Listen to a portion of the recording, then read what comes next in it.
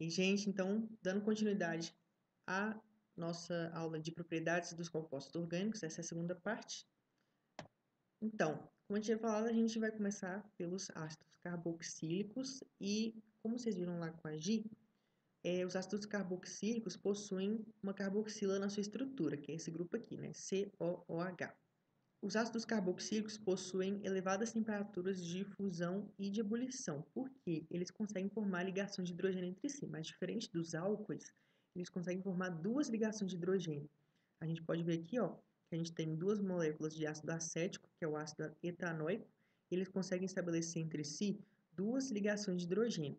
É o hidrogênio de uma molécula interagindo com o oxigênio de outra.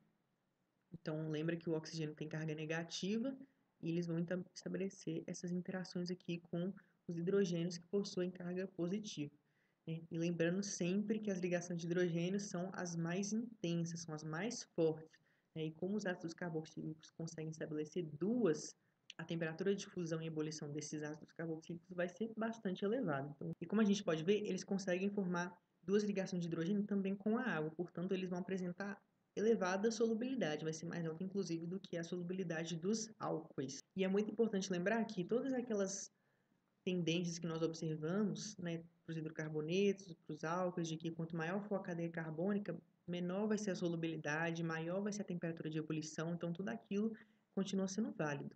Então é muito importante se lembrar disso. E as amidas, né? A gente pode falar que as amidas são um derivado de ácido carboxílico. A sua estrutura se assemelha à estrutura dos ácidos carboxílicos. Então, elas também, em alguns casos, podem fazer aquelas duas ligações de hidrogênio entre si, né? Como esse exemplo aqui, a gente vê a interação entre o oxigênio da carbonila interagindo com o hidrogênio, que está ligado ao nitrogênio. Então, a gente tem aqui uma interação muito forte, portanto, é difícil de ser rompida. E com isso, as amidas também vão ter elevadas temperaturas de fusão e ebulição, assim como os ácidos carboxílicos, né? Então, as amidas e os ácidos carboxílicos vão ter temperaturas de ebulição bastante elevadas. Só não se esqueçam de que, se todos os hidrogênios que estão ligados ao nitrogênio da amida estiverem substituídos por cadeia carbônica, as moléculas dessa amida já não vão conseguir fazer interações por ligação de hidrogênio, né? Vai ser só por dipolo e também pode ter uma contribuição das interações do tipo dipolo instantâneo e dipolo induzido. Então, é muito importante lembrar que, por exemplo, as amidas que são completamente substituídas por cadeias carbônicas, no lugar dos hidrogênios, não vão conseguir estabelecer essas interações de hidrogênio entre si, fazendo com que a interação entre elas fique mais fraca, né? Bom, e os ésteres são derivados de ácidos carboxílicos também. Eles vão ter essa estrutura aqui, que é uma carbonila ligada a um oxigênio, e esse oxigênio está ligado a uma cadeia carbônica. Então, eles são substâncias também polares e vão interagir entre si por interações do tipo dipolo-dipolo ou dipolo permanente. Eles não conseguem estabelecer interações de ligação de hidrogênio entre si, fazendo com que as suas temperaturas de fusão e ebulição sejam inferiores às dos ácidos carboxílicos que possuem massa molecular semelhante. Então aqui a gente tem dois compostos distintos com a mesma fórmula molecular, que é C2H2O2. Um é o ácido acético, que é um ácido carboxílico, e o outro é o metanoato de metila, que é um éster. E a gente pode perceber que a temperatura de ebulição do ácido acético é muito superior à temperatura de ebulição do metanoato de metila. O metanoato de metila tem temperatura de ebulição igual a 31,7, enquanto do ácido acético é 117,9, é muito superior. Isso acontece porque o ácido acético consegue estabelecer interações do tipo ligação de hidrogênio entre suas moléculas, né? E não é só uma, são duas ligação de hidrogênio. Então, faz com que a interação entre as moléculas de ácido acético seja muito forte. Diferente do metanoato de metila, né, que a partir do momento que esse hidrogênio aqui do ácido acético é substituído por esse grupo, CH3, o éster já perde essa capacidade de formar ligações de hidrogênio entre suas moléculas, fazendo com que eles tenham temperaturas de fusão e ebulição mais baixas. Bom, os ésteres, eles também conseguem estabelecer ligação de hidrogênio entre as moléculas de água, assim como os ácidos carboxílicos, porém sua solubilidade em água vai ser menor quando comparada à solubilidade dos ácidos carboxílicos. Bom, e as aminas, como a gente sabe, né, são grupos derivados da amônia, compostos orgânicos derivados da amônia, que a gente tem o nitrogênio ligado à cadeia carbônica. Nós temos aminas primárias, secundárias e terciárias. Então, tanto as aminas primárias quanto as secundárias também vão conseguir estabelecer ligações de hidrogênio entre si e as moléculas de água, fazendo com que a solubilidade delas sejam relativamente mais elevadas do que a dos hidrocarbonetos, por exemplo.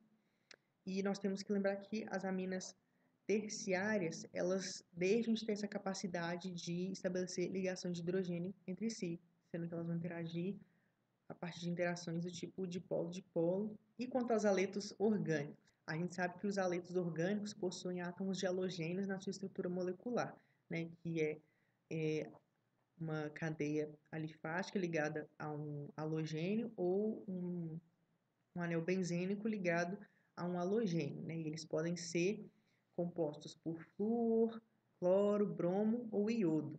Então, esses aletos orgânicos podem ser tanto polares quanto apolares. A gente vê aqui, então, olha, como se fosse um metano completamente substituído por cloro, né? Esse é o tetracloreto de carbono, ou tetraclorometano. Então, esse composto vai ser apolar, né? Porque o momento de dipolo dele vai ser igual a zero. Já esses outros compostos, a gente tem aqui um metano, que foi monossubstituído com um átomo de flúor, esse aqui foi substituído com um átomo de cloro, esse foi substituído com um átomo de bromo e esse foi substituído com um átomo de iodo. Como a gente pode ver aqui, a tendência de crescimento da eletronegatividade ocorre de baixo para cima.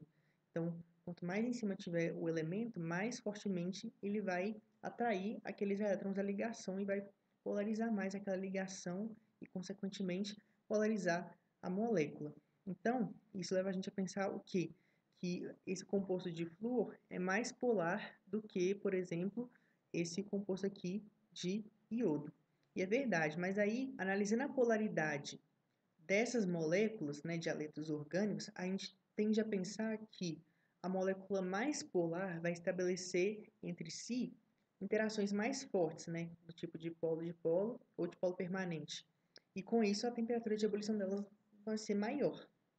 Então, quanto maior a polaridade de uma molécula, mais fortes serão as interações estabelecidas entre elas. Só que a tendência observada para os aletos orgânicos é o contrário do que a gente pode esperar. Porque olha só, se a gente olhar aqui, o fluorometano tem a menor temperatura de ebulição dentre os outros aletos de metano, né? E o iodometano, que tem a molécula menos polar, tem a maior temperatura de ebulição. Então, a gente observa uma tendência oposta do que a gente esperava. E por que que isso acontece? Você se lembra de que na aula de interações intermoleculares eu falei que, independente da polaridade de uma substância, suas partículas elas vão ter uma certa interação também por interações do tipo de polo instantâneo e de polo induzido, né, por forças de dispersão. Porém, em moléculas muito polares, essas forças de dispersão elas não são tão expressivas, né? Elas não fazem tanta diferença, porque existem interações mais fortes que são mais relevantes na agregação daquelas moléculas, como por exemplo a molécula de água, que faz interação de hidrogênio, né? Ligação de hidrogênio que é a mais forte, então as forças de dispersão ali não são relevantes na interação de uma molécula com a outra. Agora, nos aletos orgânicos, por mais que eles sejam moléculas polares, essas forças de dispersão são muito relevantes na agregação dessas moléculas. Tanto é que a gente observa essa tendência de crescimento da temperatura de ebulição com a diminuição da polaridade da molécula. Então, isso se deve a uma propriedade dos átomos dos halogênios chamada polarizabilidade, que é basicamente a tendência que um átomo tem de polarizar a sua nuvem eletrônica. Então, quanto mais forte, quanto mais facilmente ele polariza sua nuvem eletrônica, quanto mais facilmente ele distorce sua nuvem eletrônica, mais facilmente ocorrerá a formação de cargas parciais. Então, quanto mais facilmente ele forma essas cargas parciais, maior vai ser a intensidade das interações entre as suas moléculas. Então, como a gente pode ver aqui, o átomo de flúor ele é muito pequenininho, né? Então, ele é pouco polarizável.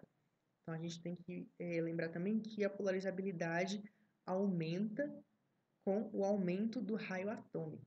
Então, átomos muito pequenos são pouco polarizáveis e átomos maiores são bastante polarizáveis. Então, o flúor é um átomo pouco polarizável, é um elemento pouco polarizável e, portanto, essa temperatura de ebulição vai ser a menor observada dentre os haletos orgânicos, né? Então, aí depois vem o cloro, que tem um átomo um pouquinho maior, então o átomo é um pouquinho mais polarizável, então ele tem uma temperatura maior, um pouquinho maior, né? Maior do que a do fluorometano. Aí depois vem o átomo de bromo, que tem um raio maior, ele é mais polarizável e com isso a sua molécula vai ter uma temperatura de ebulição maior do que a do clorometano.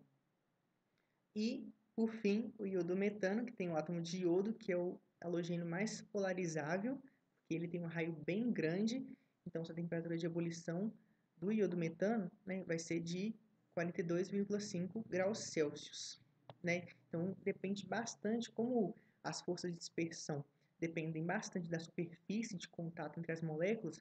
Quanto maior for essa superfície, mais intensa vai ser as interações estabelecidas entre as moléculas, que é o caso aqui do iodometano, né? A gente tem um átomo bem grande, então as interações vão ser bem fortes entre uma molécula de iodometano e outra.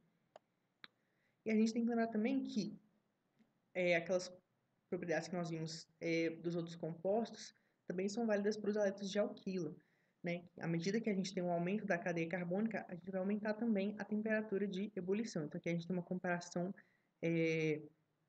das temperaturas de ebulição à medida que o número de carbonos cresce, né? Lembrando que os haletos de iodo, né, os iodetos de alquila, sempre vão ter as temperaturas maiores, seguidas dos brometos, seguida dos cloretos e seguida dos fluoretos. Tranquilo?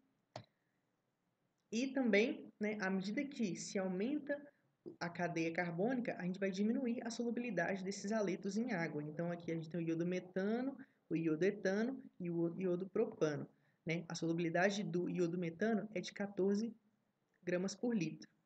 A partir do momento que eu tenho mais um átomo de carbono na cadeia, a solubilidade cai para 4 gramas por litro. E quando eu adiciono mais um carbono na cadeia, a solubilidade cai para 1,1 gramas por litro. Então, aquela mesma história. Aumentou a quantidade de carbono na cadeia, diminuiu a solubilidade. E, à medida que a diminuição da polaridade, a gente consegue reduzir a solubilidade em água. Então, aqui a gente vai mexer com a polaridade, né? Quando a gente está falando de interações entre haletos e moléculas de água, a gente tem que lembrar que quanto maior a polaridade da molécula, mais forte vai ser a interação dessa molécula com a água e, portanto, vai ser maior também a solubilidade. Então, aqui a gente tem o cloropropano, né? A solubilidade dele é 2,7 gramas por litro. Aqui a gente tem o bromopropano, o átomo de bromo é menos eletronegativo do que o átomo de cloro, então, portanto, essa molécula vai ter uma polaridade menor e com isso sua solubilidade vai ser menor também, 2,5 gramas por litro. E aqui a gente tem o iodo propano, o átomo de iodo é o menos eletronegativo desses três, então a solubilidade desse composto em água vai ser de 1,1 gramas por litro, ou seja, é menor.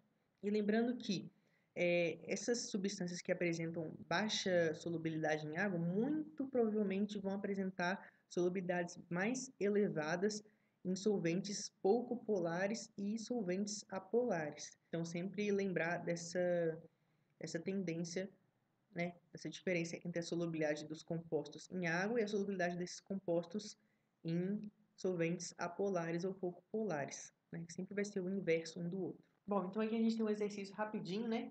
Exponha os seguintes compostos orgânicos em ordem crescente de temperatura de ebulição. Então a gente tem aqui 4 compostos orgânicos distintos, eles possuem a mesma quantidade de átomos de carbono. Então aqui a gente tem, ó, olhando para cada um desses compostos, a gente tem um ácido carboxílico, um álcool, um hidrocarboneto e um aldeído. Então quando a gente está falando de temperatura de ebulição, a gente vai sempre lidar com substâncias puras. A gente vai considerar sistemas em que existe moléculas só de uma única substância, de um único composto. Então, a gente sempre está falando de interações entre moléculas iguais, né? Moléculas da mesma substância. Portanto, olha só, a gente tem aqui ácido carboxílico, álcool, hidrocarboneto e aldeído. A gente sabe que, dentre os compostos orgânicos, os que têm as menores temperaturas de ebulição são os hidrocarbonetos, porque eles conseguem estabelecer entre si interações do tipo de polo instantâneo e de polo induzido, que são as mais fracas. Então, a energia necessária para romper essas interações também vai ser menor. Logo, a temperatura de ebulição dos hidrocarbonetos vai ser mais baixa. Então, a gente pode colocar ele aqui, né, como o primeiro. Então, ele é o primeiro, nessa ordem que a gente está colocando. Aí depois temos ácido carboxílico, álcool e aldeído. Bom, a gente sabe que tanto ácido carboxílico quanto o álcool estabelecem interações do tipo ligação de hidrogênio, e que aldeído estabelece interações do tipo de polo ou de polo permanente, que é mais fraca do que as interações do tipo de ligação de hidrogênio, né?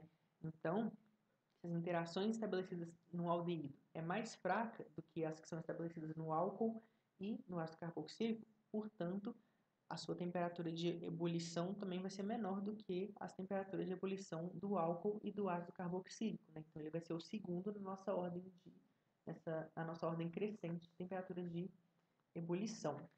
Aí a gente vai ficar entre álcool e ácido carboxílico. Bom, a gente sabe que o ácido carboxílico consegue estabelecer entre si duas ligações de hidrogênio, o que o álcool não consegue. Portanto, as interações entre as moléculas de ácido carboxílico vão ser bem mais intensas, porque elas conseguem estabelecer entre si duas ligações de hidrogênio, né?